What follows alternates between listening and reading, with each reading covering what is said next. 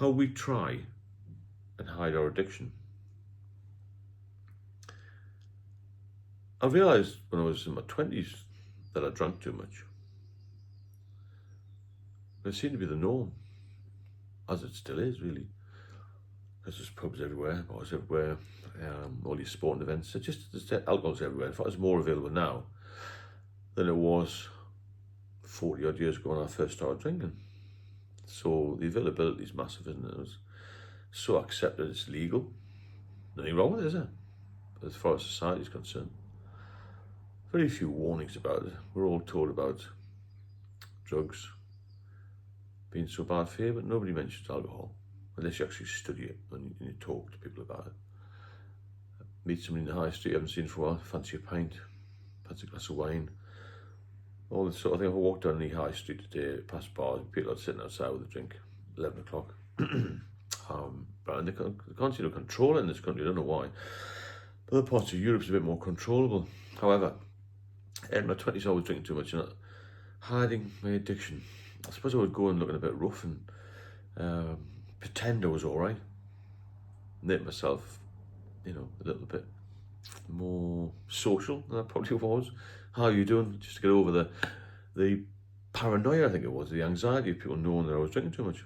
I remember once going to the Forest Gate pub in Epping, and I went in 3 times that day, and the barman says, God, you've been in a lot. He might have just been making a passing remark, but I think he just knew.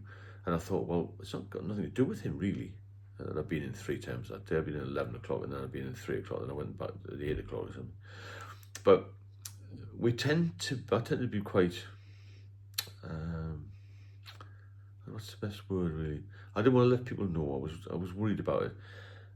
And I think a lot of alcoholics are a bit like this, a bit soft, a bit overthinkers. We think everyone's going to judge us, because we're drinking too much.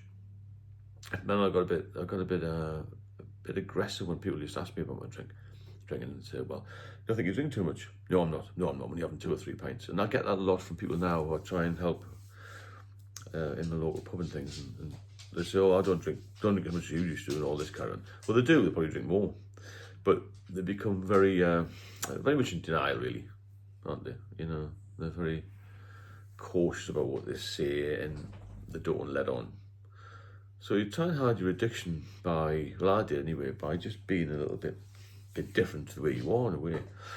But I used to talk, but it's bit sort of sneaky. I used to drink before I went out.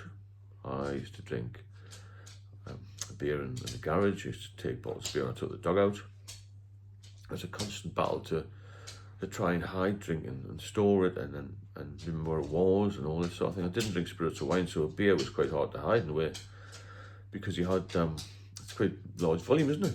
So the great big rucksack I used to take everywhere, and it was always full of cans and bottles. And if I stayed in anywhere, a relative's house or anything, some of my parents and my daughters, I'd have to sort of mask the noise of opening the bottle and all. So it was a carry on. It was a full-time job to try and hide the addiction.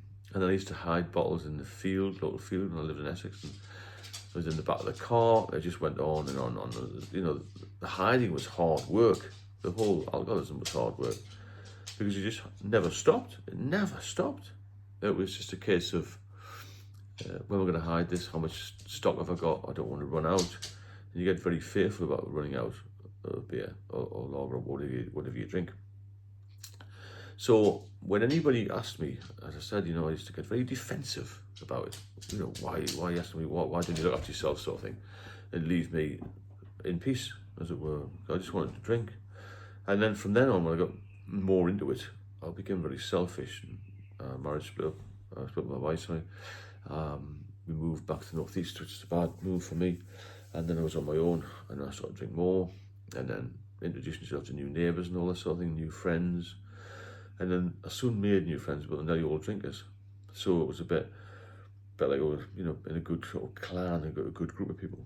But it was, parents used to ask me, my dad especially, who died a couple of years ago, you've drinking far too much, how much have you had to drink? Have you been drinking driving? Which I didn't do, but I ended up getting taxis at places, and then they would notice what's wrong with the car, why didn't you come off Sunday lunch, all this sort of thing. And then you become totally paranoid about it. And then I'd be anxious about putting the bottles and cans in the bin because it'll be like emptying a skip of bottles into the main bins outside the flats, all this sort of thing. So you do try and mask it, you do try and hide it, you deny.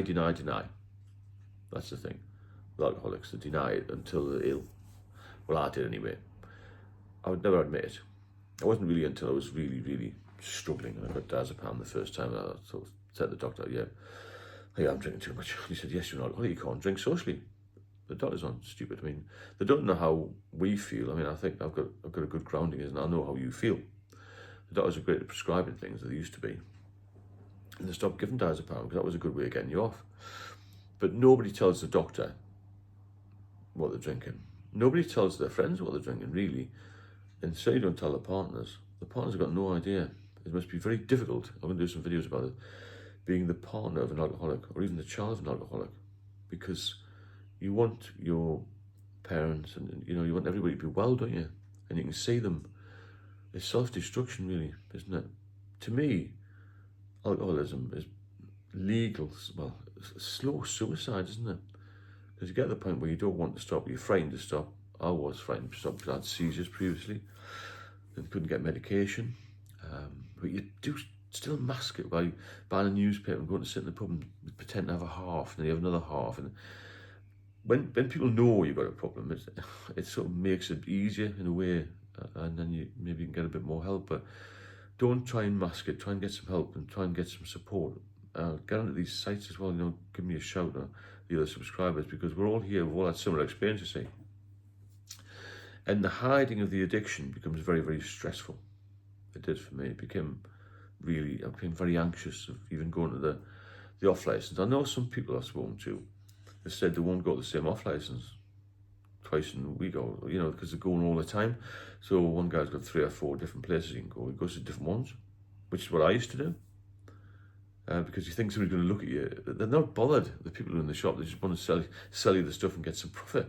But you feel worried about it. You feel anxious about going to the shop and saying, I need another 4 cans of salt. They're not going to tell you or say to you, you bought 2 hours ago, are they?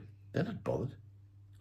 And in the end, I got dial a drink to deliver slabs of beer, masses of stock of beer, which I never drank in the end. Just loads of slabs of lager.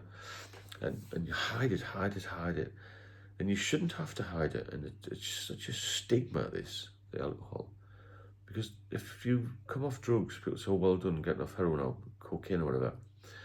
Whenever you say you don't drink, there's so many questions asked, especially if you meet somebody new.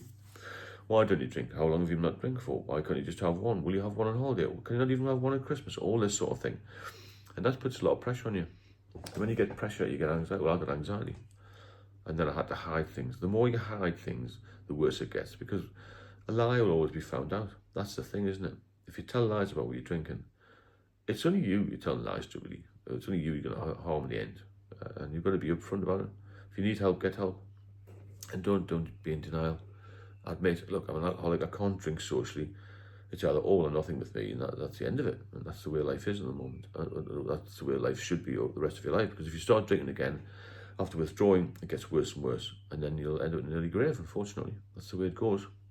If you benefit from the channel, then please subscribe, and get in touch with me if you need any support. I do one-to-one mentoring. I'll put a link in the description for that as well. It's proving very, very successful at the moment, which is good. So I'm hopefully helping a few people get off it, and more importantly, stay off it. That's the thing. Get sober and stay sober. That's the longer road, but it can be done one day at a time. I've done it, so you can do it. Let's do it together. Speak soon.